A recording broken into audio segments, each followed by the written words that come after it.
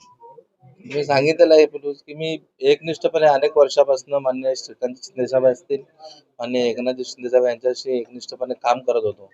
परंतु मागील काही महिन्यापासून आमचे जे विरोधक आहेत त्यांना मोठं करण्याचं काम पक्षातूनच होत होतं.